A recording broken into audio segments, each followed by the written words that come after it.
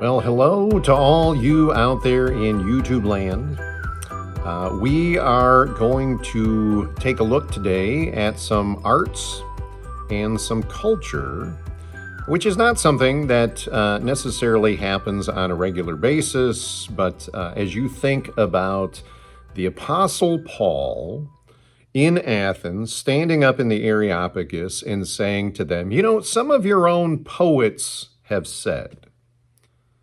Isn't it interesting that as we look around at the culture that we are immersed in and that the rest of the world lives in, it brings out things to us. It points to us places where gospel overlaps and maybe kingdom is breaking in and shining through, but it requires a contemplative look and considering what that means and maybe even what elements of the arts draw us in and lift our spirits in ways that we don't have words for.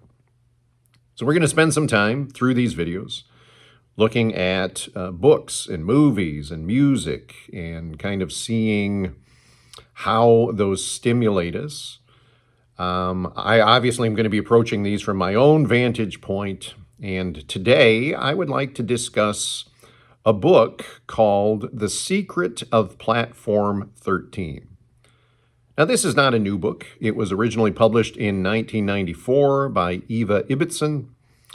She is a Jewish-British author. She would be considered, for most of her material, her body of work, would probably be considered children's fiction, fantasy, those kinds of things. And interestingly enough, everything that I'm going to present has its own backstory about how I came across it. So our household tends to be a bunch of readers. And I have had the blessing with all of my kids, when they were younger, of being able to read to them. That was just part of our bedtime routine. And yes, sometimes there were Bible stories and children's Bibles and those kinds of things, but there are also a lot of literature that we would read. Fantasy type things, adventure type things. And we only have one young one left in our house that we can still do that with, but our oldest, our daughter, is an active and avid reader. So she will often contribute to the reading material that I'm doing with my youngest son. And last year, I think it was sometime, she gave my son several books. And one of them just happened to be The Secret of Platform 13. Now, this sat in a pile of books and we sort of worked through various ones, and eventually the supply was getting low and I just grabbed the next book that was on top of the pile, which was The Secret of Platform 13, with no idea, no expectation of what it was. And within about a chapter and a half, I got very hooked on it. So plot-wise, this is a story about a magical realm that exists just outside of our realm. And the crossover point is at King's Cross Station, Platform 13. And there are weird things that happen so that people tend to stay away from that platform.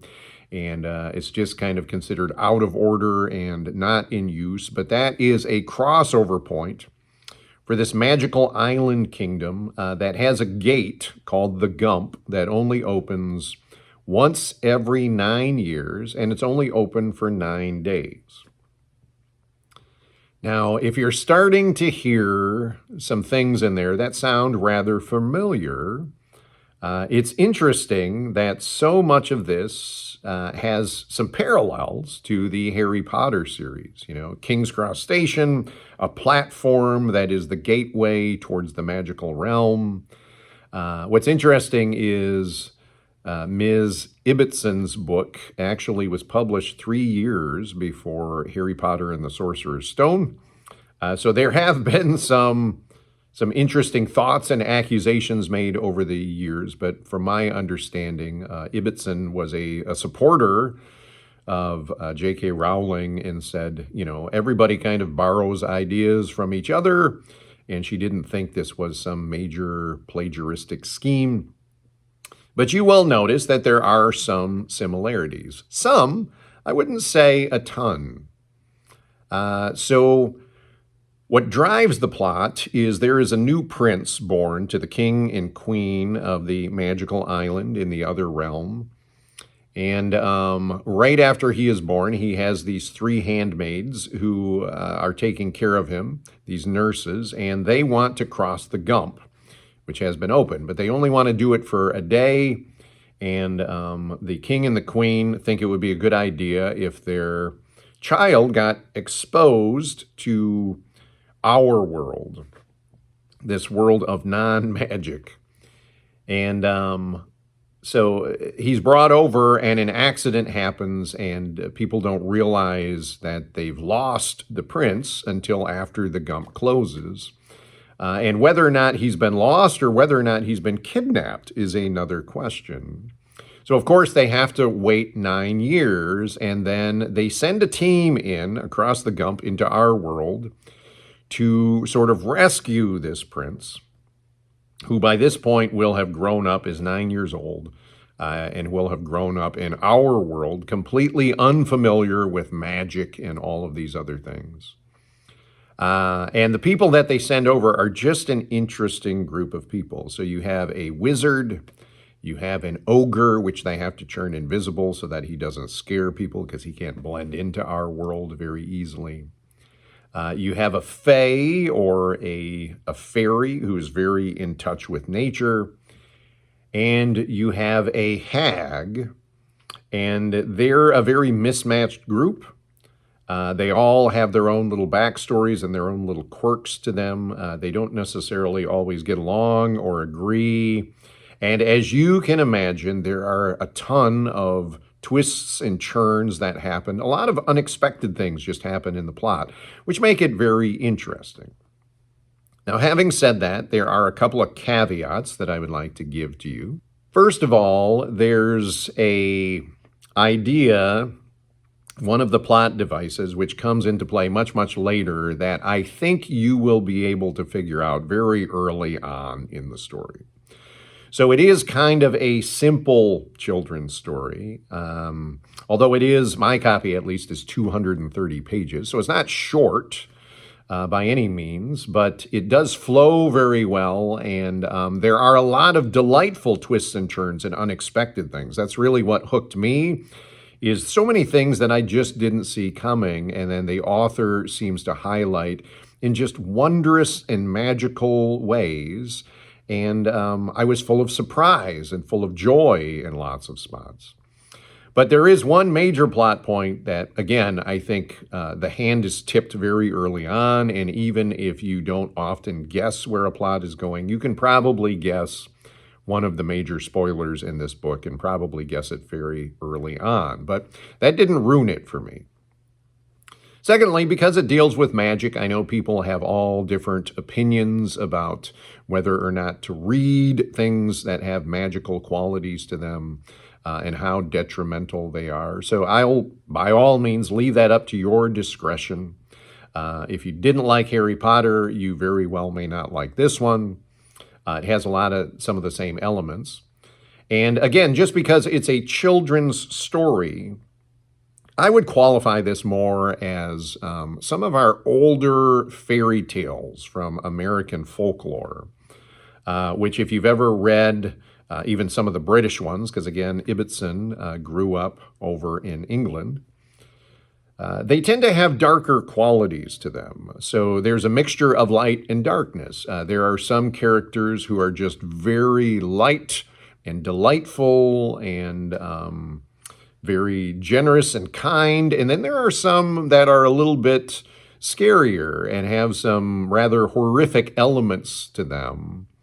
And even in the magical realm of the island, there are all sorts of different creatures of different standing, and they don't all agree on the king and the queen. They don't all agree on the rescue mission and how it should be handled. And that was an interesting element, just seeing that even the politics in the magical world are complicated, just as complicated as the ones in our own world.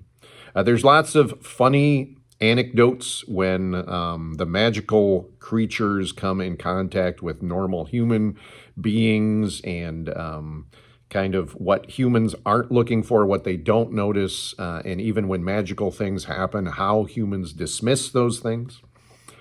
So that's what I would say overall is it's just a very delightful read. And Ibbotson has a very lyrical quality, which I look for in children's fiction.